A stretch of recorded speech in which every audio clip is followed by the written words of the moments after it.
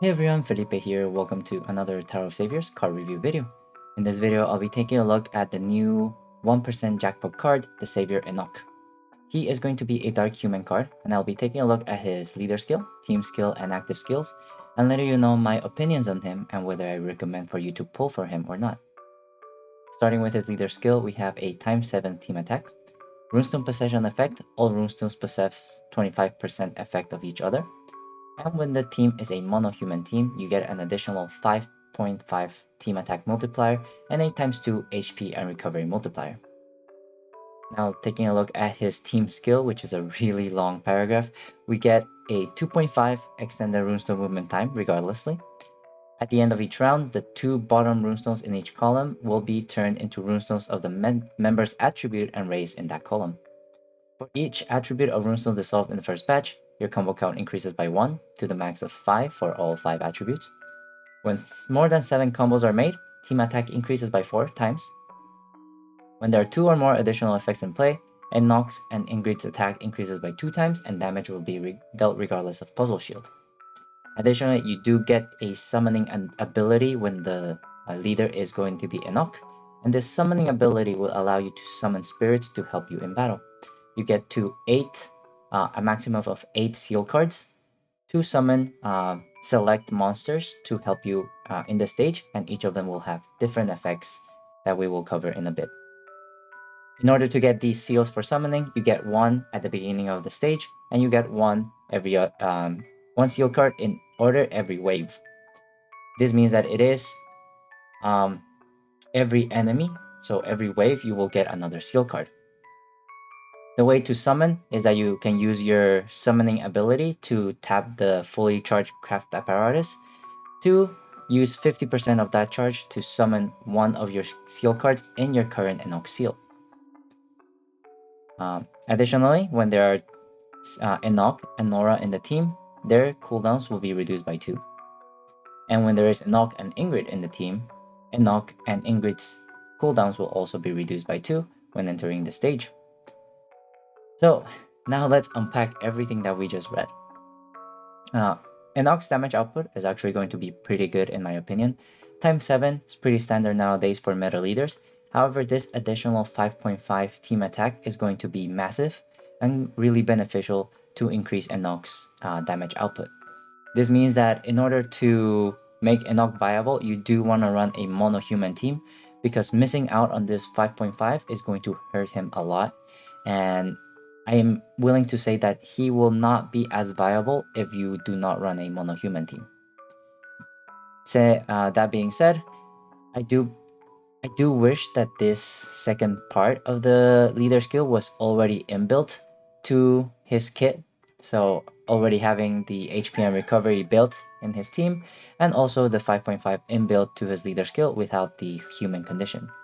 However, mono human is not bad. You have access to all the human pool in the game, and most collaborations that we've had are humans, and collaboration cards have really good active skills. So having access to all those human collaboration cards is going to make Enoch pretty powerful and also very flexible to build. In terms of team skills, the extra runestone movement time is going to be nice. However, the second one will help you spin easily because the bottom row of the board will always be fixed into the attribute and race of the members on that column. That means if you run a rainbow team, all 5 attributes, you are able to get all 5 attributes every single round. Or if you run duplicate attributes, you will have easier times spinning because those runes will already be next to each other and make the board a little bit prettier and easier to spin high combos. Additionally, when you dissolve more than one attribute in the first batch, you get an additional combo count. So if you're running a rainbow team, you already have those 5 attributes in the bottom, which means that you already have 5 attributes and you can get a +5 combo count if you dissolve all 5 of them. And that also synergizes with his next team skill of an additional ×4 attack multiplier when you do 7 or more combos. If this is true, and if you dissolve all 5 attributes, you already get a ×10 combo. because one combo of each attribute, that's 5, plus 5 from his team skill, that's a 10 combo. This means that you only really need to dissolve 3 attributes and 1 extra combo or something to get the 7 plus combo team skill and benefit from that times 4 team attack. And that is going to be really good because it will boost your team attack damage even further, and be able to kill a lot of things pretty easily. When there are 2 or more additional effects in play, Enoch and Ingrid will also get a times 2 team attack and also deal damage regardless of puzzle shield. And honestly, the times 2 team attack is nice, but the part that I enjoy most is the fact that you can break puzzle shield, because that means you don't have to bring any active skills to break puzzle shield. That being said, you do need 2 additional effects in play, but nowadays it has been easier to fill your board with additional effects, because hyper state, fatigue states, they all count as separate additional effects. So if you pull a character rune, that's the fatigue state will count as 1 additional effect, and if someone else has another active skill, for example Ingrid's constant buff, that means that you are already satisfying the 2 additional effects in play. Now we take a look at the 8 Enoch seals that you can get. You get Daltie, which is going to be to turn the column below the leader and turn light runes into enchanted heart runes. So basically you're getting that the light defensive, or the dark beast defensive skill, where you turn light runes into enchanted heart runes, and you also turn the column below the leader into enchanted heart runes. And this is going to be pretty good because 1, extra recovery, but also counters heart shields, or like the multiple heart shields or cumulative heart shields as well. Next we have Inheritance, Paladin, King of the Earth. He deals a sniper damage of 15 million, pretty standard regardless of defense. Tongbi will nullify Sticky, and each member will launch an extra attack. Boisiana will increase your team attack by 1.8, which is also going to be pretty good. Fallen Blossom Molly will add 3 rows of enchanted human runestones.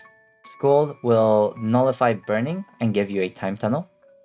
Asatoth will explode all runes to generate runestones of the member's attribute in that column. And Daldoth will further increase your combo count by +6. So this is very cool because this is very meta. Because while playing the game, we're the summoners, we're pulling the card to get the monsters to use in our teams.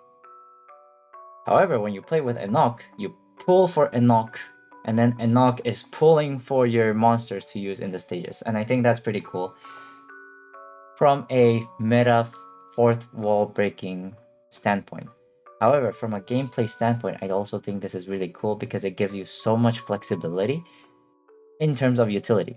We have Earth Convert, we have a Sniper, we have Ignore Sticky, we have Ignore Burning, we have a Time Tunnel, we have Combo Increase, we have Team Attack Increase, we have Board Explosion, and that is a lot of skills that you don't need to bring utility in your team, and you can focus on bringing other things, like you can bring Sister Nora, you can bring Ingrid, you can bring other attack booster cards, because Enoch himself already satisfies so much of these like utility needs in your team. That being said, the way you accumulate seal cards is going to be a little bit slow, and you are getting them in order. So the fact that you only get Burning as the 6th card, or to nullify Burning as the 6th card, and the Time Tunnel, it can limit you depending on the stage. And also, if the stage has less than 8 waves, then that means you also don't benefit from the last few cards in the Enoch seal, because because there are not enough waves for you to accumulate that. However, there is a workaround with his active skill, which also mitigates this effect. Adding 3 rows is going to be really powerful, especially for the full sticky board, full grid row, scorching field, things like that. Then this is going to be really good. But yeah, so honestly, I do think Enoch is going to be really good because he has a lot of flexibility with all these 8 seal cards, and the fact that these are activated not through active skills but by craft skill is going to be really powerful. Now that I say that, if you encounter an enemy that destroys your craft, that is a pretty hard counter to Enoch, because without the craft you're not able to dissolve, or you're not able to use these 8 skills, and you are going to have to bring other utility cards in your team. However, with all these flexible choices that you have, Enoch still runs into the issue of shield breaking a little bit. You can break puzzle shield, but nothing else is broken by the other ones. You're not breaking initial shield, you're not breaking combo shields, you're not breaking fixed combo shields, equal combo shields, number shields. All those you're not breaking. The only ones you break are puzzle shields and stealth shield. And you can use time tunnel, but that is not an inherent shield breaking active skill. So honestly, as a leader, I think Enoch is going to be really fun, really meta. Times 7 team attack plus an additional 5.5 plus an additional times 4 is going to bring his damage output really high and make him really fun to play. And I also think the Enoch seal mechanic is going to be really fun as well, and definitely a good and viable leader for the current meta. So now let's take a look at his active skill. He has 2 active skills. The first one is going to be a CD8 if the leader is Enoch or the savior Enoch. The craft apparatus gets a 50% charge, and the first 3 rows are going to be turned into fixed number and fixed positions, as shown here below. And runes of the member's attribute will be generated in each column in the first batch. If the leader is the savior Enoch, boss skill corruption will be nullified. We haven't really run into corruption that often yet, but I believe that Madhead is giving us this, so we can expect corruption to come up pretty soon and more often nowadays, since now they're making active skills that actively counter corruption. I do think this active skill is pretty good. It is only useful. It is pretty useful for as a member skill. However, it is a little bit slow at CD8, and it really shows its maximum potential when your leader is Enoch or the savior Enoch. This is because it gives you a 50% craft apparatus, which for Enoch can mean it means that you can summon another card in the same turn. Say you use 50% of your craft apparatus to summon one card. You use this active skill to bring yourself back to 100, and you can use that craft again to summon another card, I think.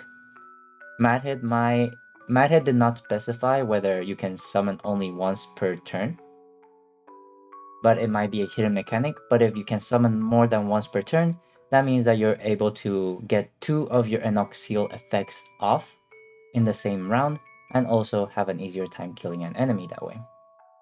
The second and the third effect are actually pretty good.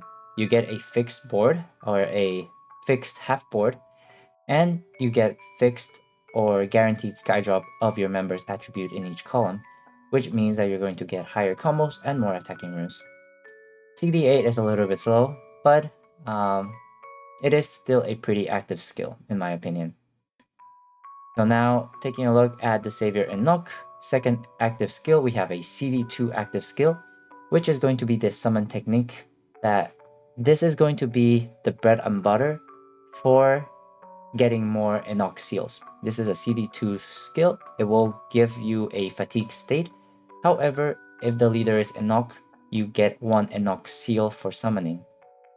And Enoch's biggest weakness without the active skill is the fact that he only gets Enoch seals every wave. So if there are not enough waves, or the enemy, or if a very annoying enemy appears before you are able to obtain the desired Enoch seal, you're pretty much unable to counter it, and that is where this active skill comes into play. And this is because you get to use this one to get more cards, and that way get more flexibility in pulling for your Enoch seal cards. The unfortunate part is that Enoch will enter a fatigue state, and a lot of his team skills and synergy with Ingrid only boost Enoch and Ingrid, which means that if Enoch is in a fatigue state, you will not be able to benefit from these additional effects. However, it's not that big of a deal. You can always use him. You can always use that to get your skill cards back. And one round, it's easy to stall, and it's not that bad to deal with, in my opinion. And you can always use another member to basically kill the enemy while Enoch is in a fatigue state. So, wow, his active skills are actually pretty good. However, you do want to run Sister Nora with him. That will make his cooldown from CD8 to CD6 permanently. And that means that this active skill is actually going to be pretty good.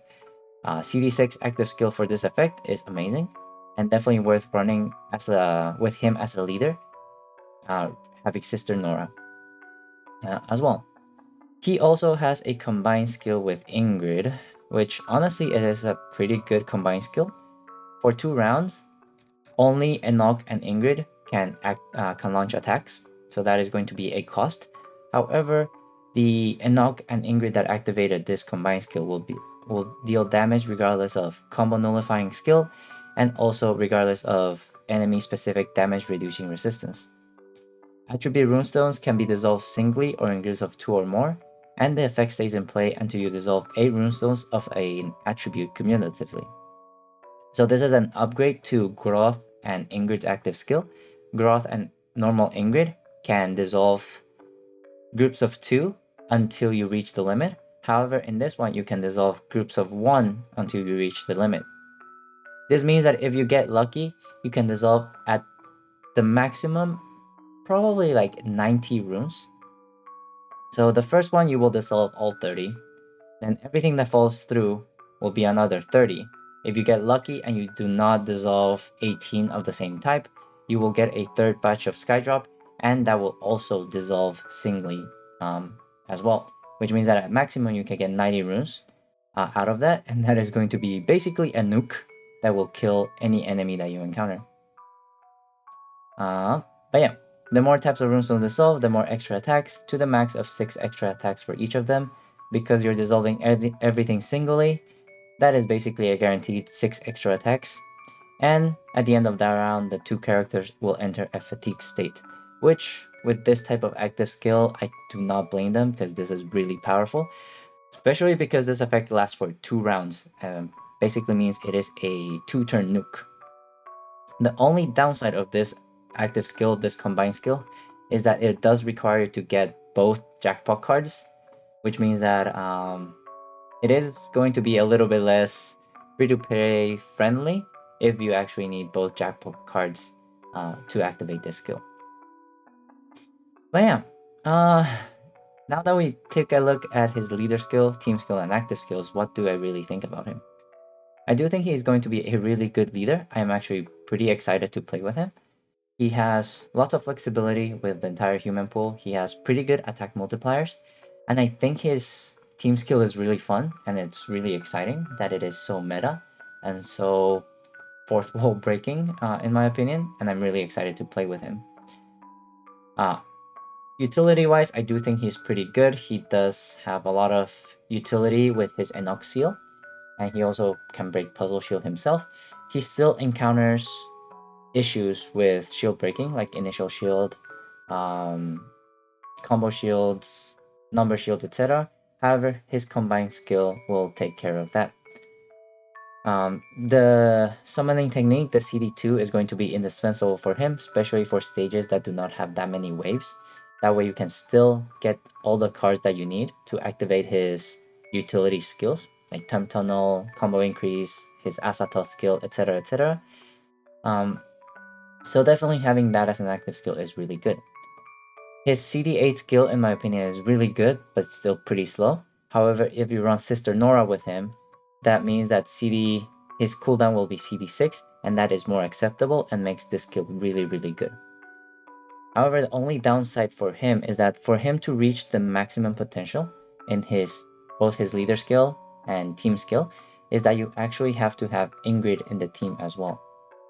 And that's because he has some like team skills that specifically name Ingrid for some of the damage multipliers.